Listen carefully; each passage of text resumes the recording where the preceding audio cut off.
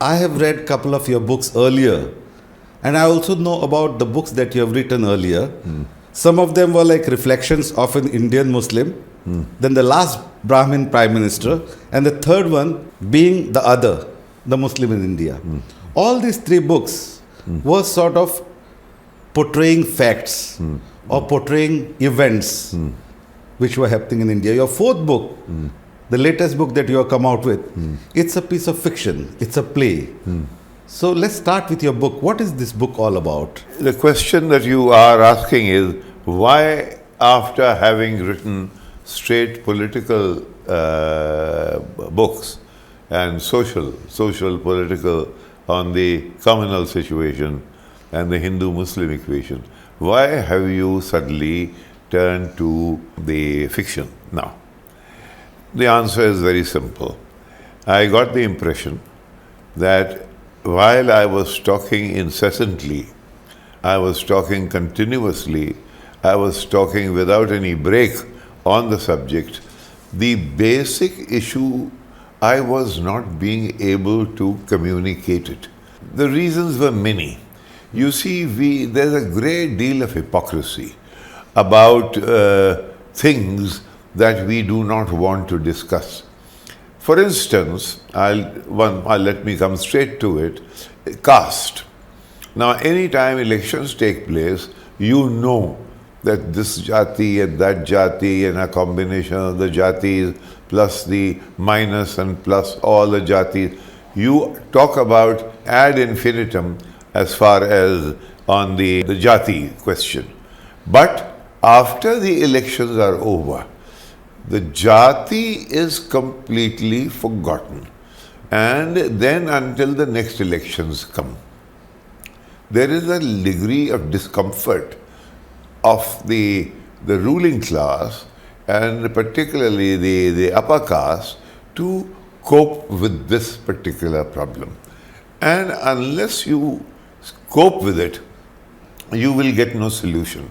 So what I did was, I created a fiction, a play, in which, now I was going to say very harsh things actually. Now if I said it, you would be throwing stones at me. But he is saying it, and he is saying it to him, and he is answering back. So I fell back, it's a tactic to fall back on this way you can resolve the polemics of the issue more easily. The polemics of the issue are that when at the moment the country is riven, you would imagine that communalism is coming out of our ears. Now, why have you suddenly started hating me? It is, I know that you don't. I know that you do not. But this is being mobilized, you are being mobilized for a certain purpose. Those purposes are two. One is so that the focus remains on the Hindu-Muslim issue and not the Dalit, non-Dalit, upper caste, lower caste issue. That is one. Secondly, there suddenly has come to people's mind a thing called Hindu consolidation.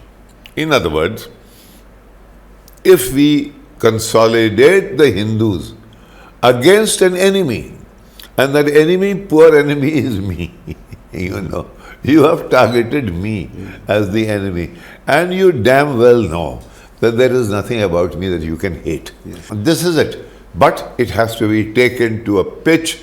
You will talk of beef, you will talk of Pehlu Khan, you will talk about halal shops should be shut, you will talk about hijab, you will talk about love jihad. This is a funny thing. Love jihad is a comical concept, you see. So, but love jihad and X number of things to keep the temperature at a certain level.